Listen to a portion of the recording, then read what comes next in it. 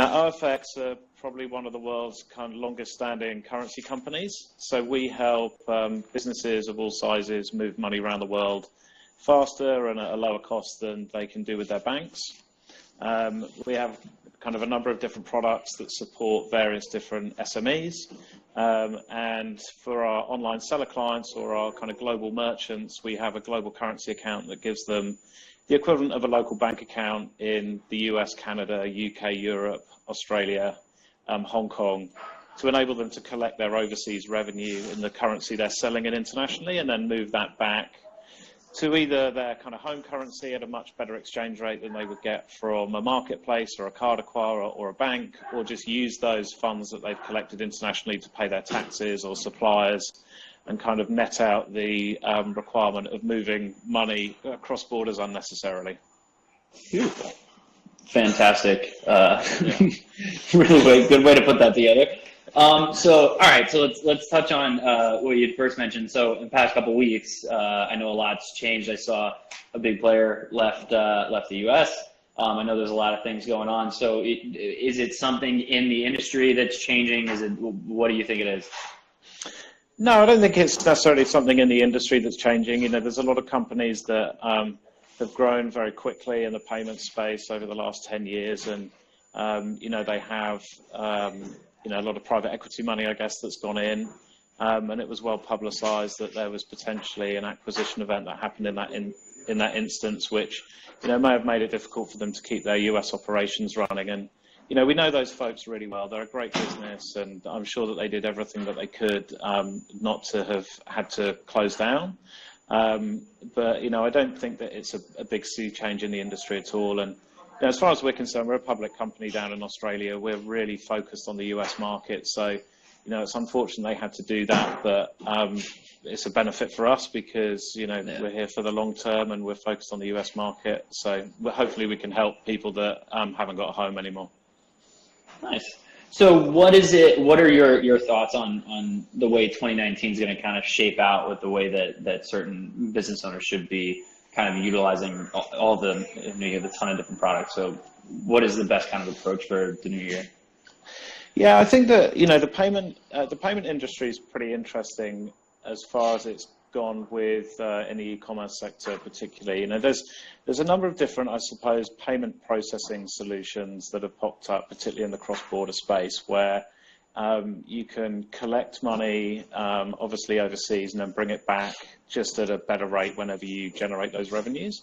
Mm-hmm. But what we see is that as this international and cross-border trades becomes more established, we've got customers that are looking for a little bit more than just a vanilla payment process with their currency flows, and making sure that they're mitigating some of that currency volatility risk by potentially buying currency in advance when they're anticipating how much they might be selling, and protecting themselves against the volatility, which is really increasing and is going to likely to continue to increase in the currency markets in 2019. Okay. So I always get this question, and I know it's always a stupid question to ask you guys, but it's basically like, when's the right time for me to pull my money back into whichever country I'm in, which is always like, you don't know, because that's not how the economy works. But do you guys find that there's a good time for where a business is in its current life for them to actually do something like that, or is it really just that much of almost a gamble? No, look, you can never predict where the currency markets are going to go. And like I say, so you're spot on with that. But, where I see the trend going is that, e-commerce business is getting more sophisticated, and they should be getting more sophisticated with the way that they manage this. And so what that means is, understanding what is affecting the currency markets and doing things like, with us, you can forward buy your currency. So if you know that your cross-border flows, or you've got a good idea that your cross-border flows are going to be, say, you're going to be collecting £200,000 in the UK over the course of the year, bringing that back to the US. What you should be looking to do is forward buying, say, $50,000 of that, $75,000 of that, $100,000 of that. So you've got a fixed price for bringing that money back, and you can budget to it. And then you're not going to be affected adversely if the currency market moves against you for the entirety of those kind of annual overseas revenues. And I would call that process doing more kind of price cost averaging. So then over the long run, you're getting an average better exchange rate rather than just being either doing really well if the currency market moves in your favor, or what we see more often is doing really badly because you haven't planned for the currency markets moving adversely, and then just getting caught out when you need to bring that money back. I like that, and it sounds like it's if you do something like that, it's a little bit more projectable. Am I right? Yeah, exactly. Businesses are in the business of like protecting margins and budgeting, and shouldn't really be in the business of speculating on currency markets. And honestly, businesses don't speculate on currency markets on purpose. It's just they do it by proxy because they probably aren't aware that there's ways that they can protect the downside by just thinking through things in a bit more detail. Nice. So I know one of the things we've had similar conversations with a lot of e-commerce sellers is about the fact of actually keeping the money overseas from whichever country you're in, and considering when you're working with a third-party vendor, whether you have a 3PL out there, you have your manufacturers out there, or anything like that, that sometimes when they send you an invoice, it's sent, in our case, let's say we're in the US, so it's sent in US dollars, and they include the conversion that they have to deal with, and they may or may not mark it up a little bit. But if you ask them for an invoice in, let's say, €1 or something, and you actually have a company set together like OFX where you can actually pay them that way, you can actually save money by not having to deal with that conversion rate. Is that something you guys see a lot of? Yeah, exactly. And that, again, something that I would urge customers to do. It's a very unique US problem actually for US businesses, is that when they've got overseas suppliers, is that they often just have to pay them in US dollars. Mm-hmm. And you can find in a lot of cases, not all the cases, but that invoice is padded to mitigate for the fact that the company at the other end is wearing the currency risk, because someone's wearing currency risk. And so, we always urge our customers is to get the invoice in US dollars and also get it in euros, and you can work out what conversion they're going to be applying to that invoice. And then if it makes more sense to pay it in euros, then we can figure out whether that's going to be saving you money and then pay the invoice in euros. It doesn't really make any difference in terms of a payment process or any complication.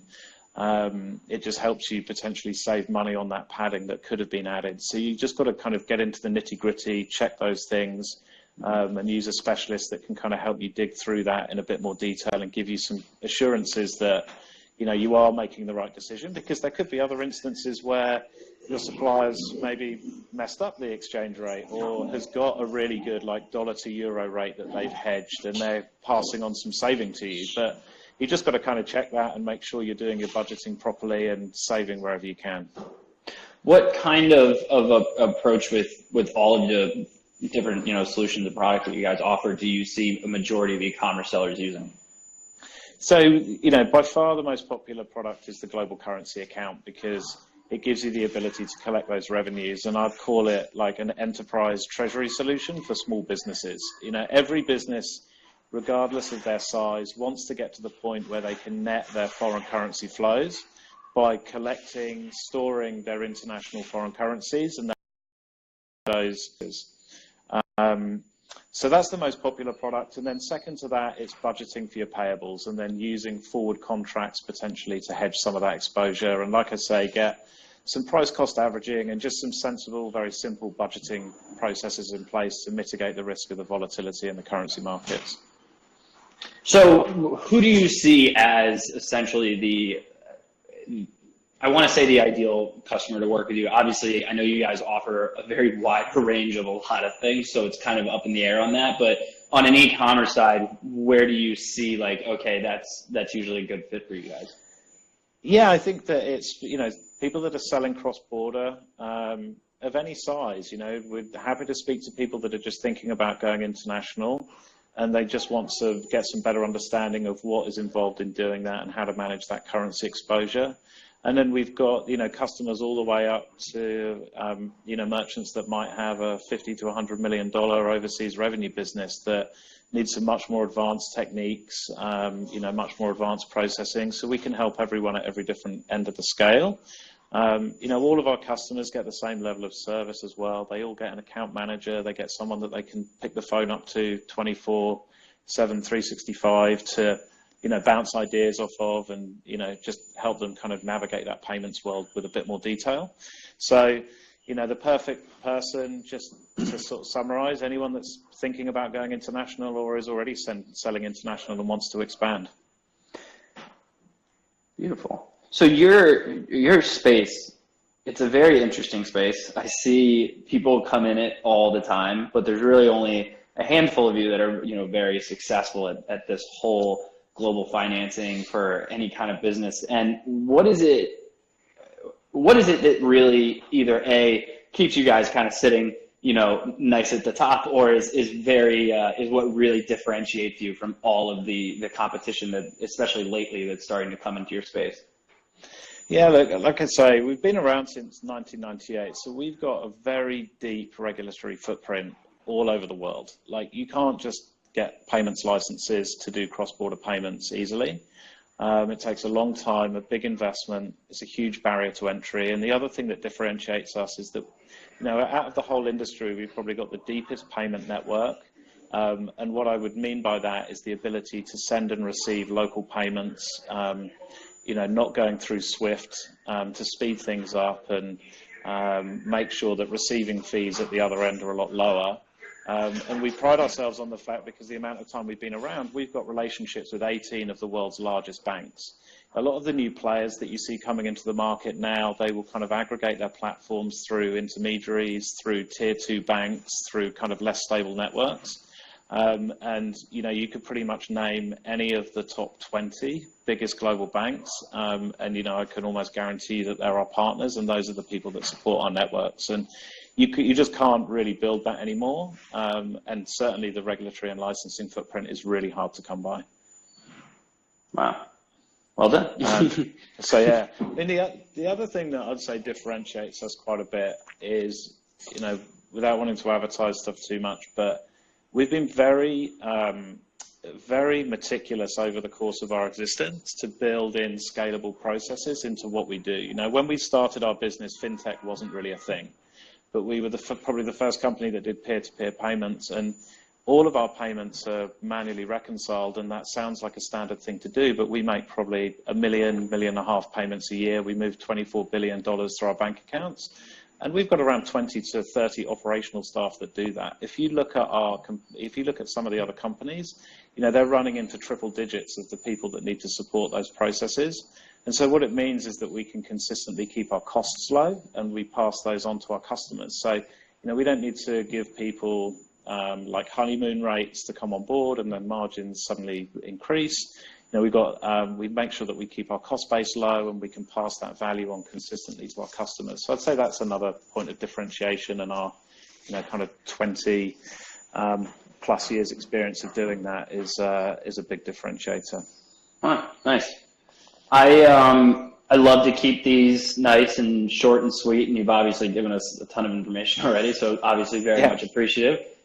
Would you mind giving us some closing remarks where people can find stuff about OFX, all that fun stuff? Yeah, sure. I mean, if you just go on our website, ofx.com, we've got sections on there for online sellers. We're building out our knowledge hub at the moment, trying to provide as much free information as possible about just expanding your business internationally. And, we're here to kind of bounce ideas off of, talk about the industry, and just anyone that wants to learn about payments should get in touch and have a chat with us. I say to, lots of our customers also that are out there building businesses is that, we started way back on a beach in Australia. We're fortunate enough to have gone through that journey, and we're now a public company, but we've learned a lot along the way, and like many of those lessons are as applicable to a small e-commerce business today as it is for a financial institution like we are now that is still predominantly an e-commerce business as well. We've got an online platform too. Perfect. David, much appreciated. Cool. Thank you so much. Right. Yeah, nice to chat. Thanks. Yeah, good talking. Thank you. Enjoy your weekend. Have a good one. All right. See ya. Bye. Bye.